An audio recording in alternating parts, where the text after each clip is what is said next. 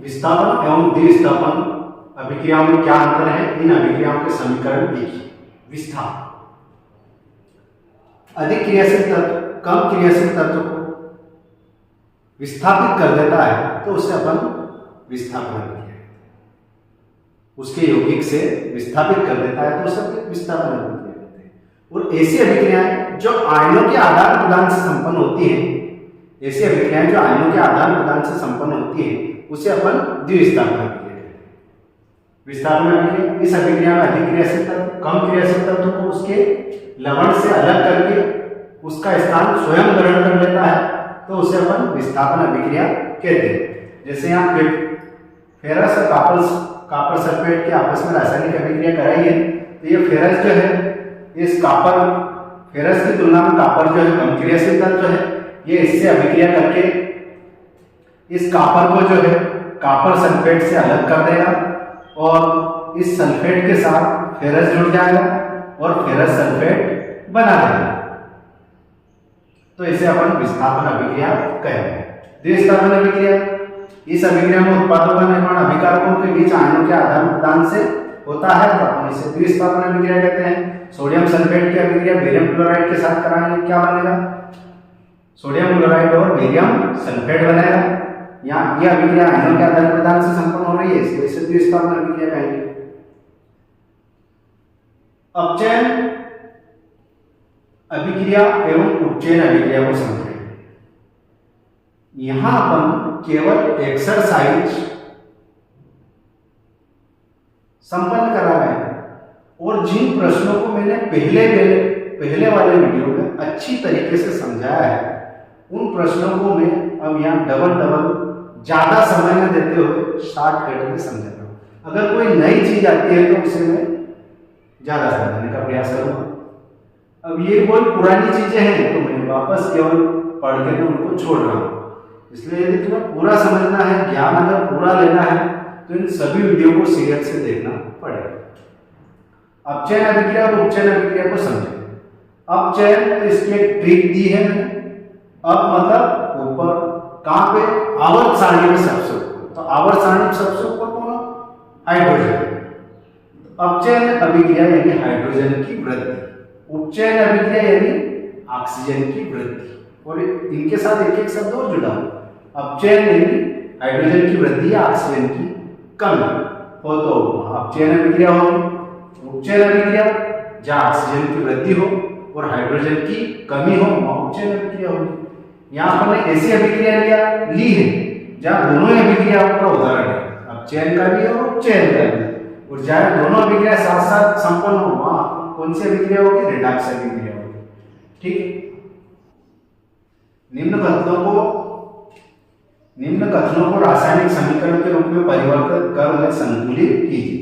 Nitrogen hydrogen gas से संयोग करके अमोनिया गैस बनाता है। नाइट्रोजन हाइड्रोजन से संयोग करके कौन सी गैस बनाता है, अमोनिया। तो ये जो पहली वाली समीकरण लिखी है अपन ने असंतुलित लिखी, कौन सी लिखी है, असंतुलित। इसको संतुलित कैसे करेंगे ये अपन पहले भी देख चुके हैं, कैसे संतुलित करेंगे, है ना। परमाणुओं की संख्या को बराबर करेंगे तो समीकरण जो है संतुलित हो जाएगा।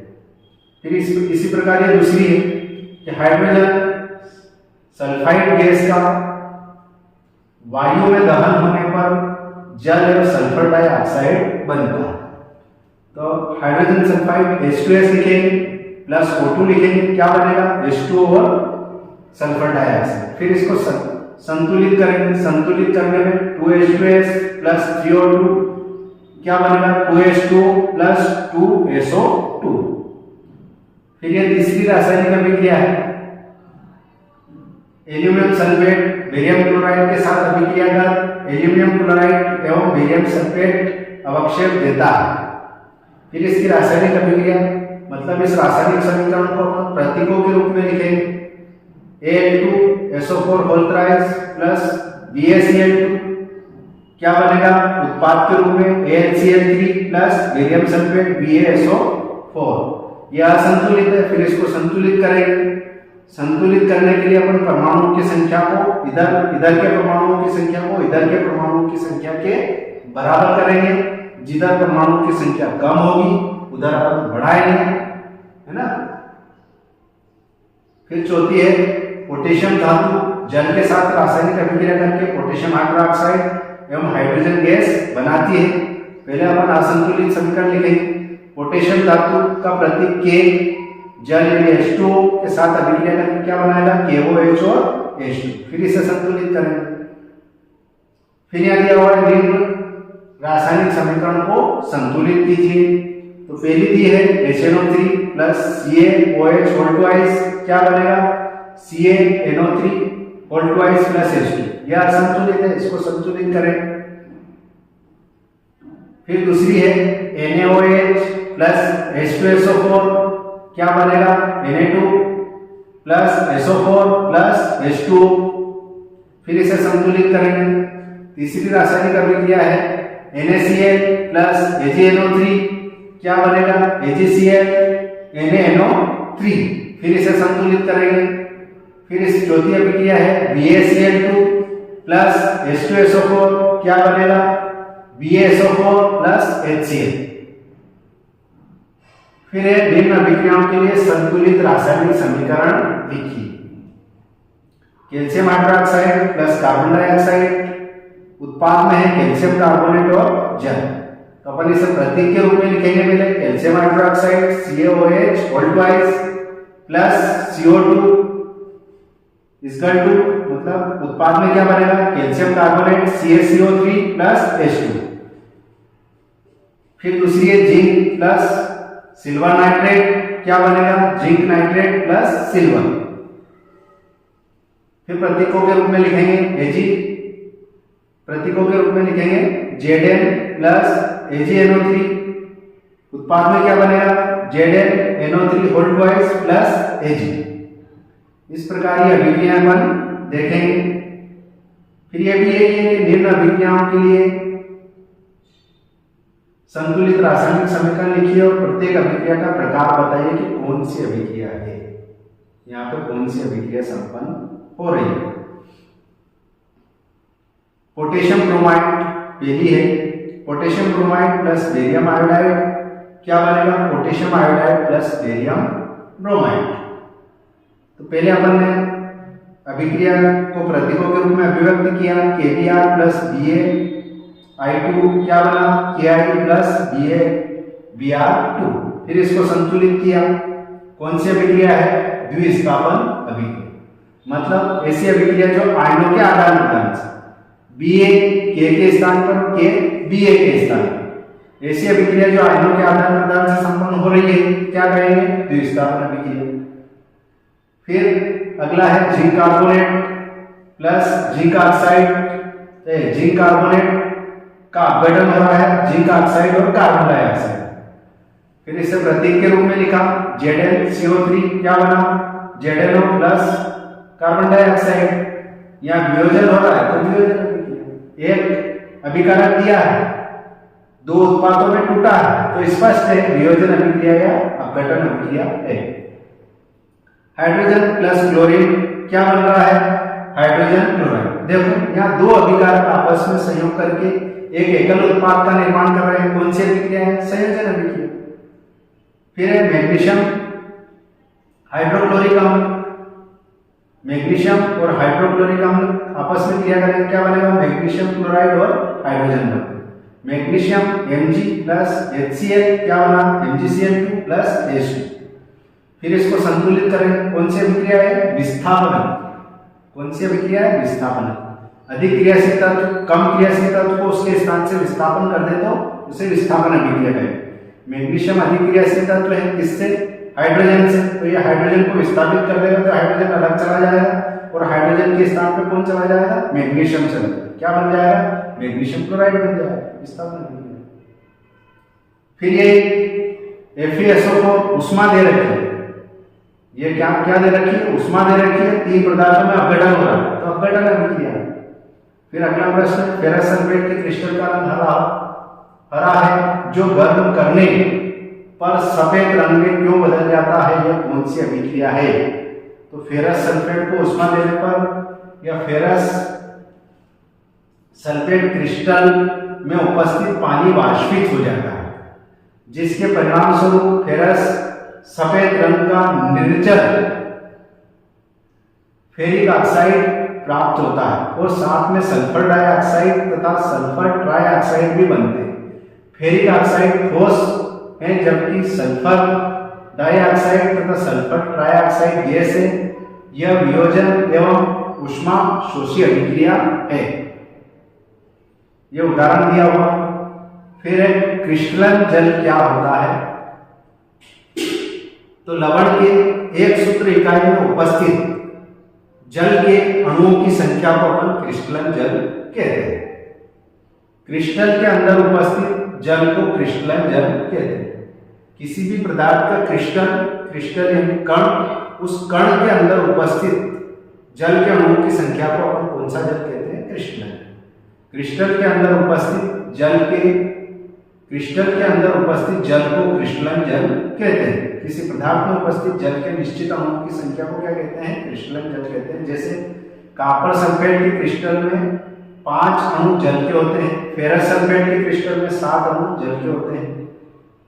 फिर अभिक्रिया की दर को प्रभावित करने वाले कारक कौन कौन से? देखिए, मतलब जब भी कोई रासायनिक अभिक्रिया अपन संपन्न कराएंगे, तो उस रासायनिक अभिक्रिया को कौन कौन सी चीजें प्रभावित करेगी? कौन सी ऐसी चीजें हैं जो उस रासायनिक अभिक्रिया को संपन्न होने में या तो तेजी से संपन्न करा दे या उसके संपन्न होने में बाधा पहुंचाए, धीरे धीरे संपन्न हो? तो ऐसे वो कौन कौन से कारक?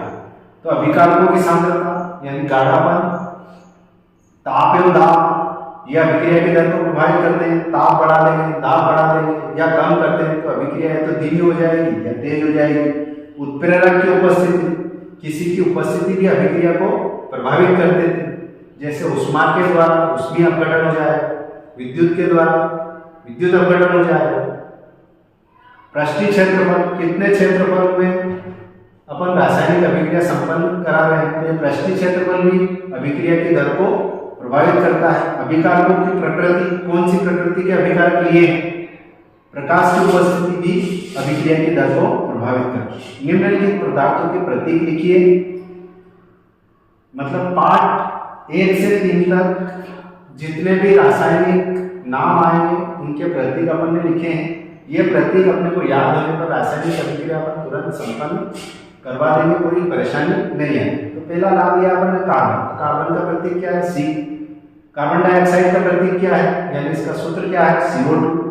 नाइट्रोजन का प्रतीक A, ऑक्सीजन का प्रतीक O, हाइड्रोजन का प्रतीक H, सोडियम का प्रतीक Na, सोडियम हाइड्रोक्साइड का प्रतीक NaOH, जल का प्रतीक H2O, हाइड्रोक्लोरिक अम्ल या हाइड्रोजन क्लोराइड का प्रतीक HCl, सोडियम क्लोराइड नमक का प्रतीक NaCl, सल्फ्यूरिक अम्ल या हाइड्रोजन सल्फेट इसका प्रतीक H2SO4, संगमरमर चूना पत्थर या कैल्शियम कार्बोनेट इसका प्रतीक CaCO3, कॉपर का प्रतीक Cu, कॉपर ऑक्साइड का प्रतीक CuO, कैल्शियम ऑक्साइड या बिना बुझा हुआ चूना मतलब बिना पानी वाला चूना इसका प्रतीक है CaO, कैल्शियम हाइड्रोक्साइड या बुझा हुआ चूना इसका प्रतीक है CaOH और ट्वाइस, बेरियम का प्रतीक Ba, barium sulphate BaSO4, ferrous iron या लोहा एक ही बात इसका प्रतीक Fe, barium chloride BaCl2, ferrous sulphate FeSO4, copper sulphate CuSO4,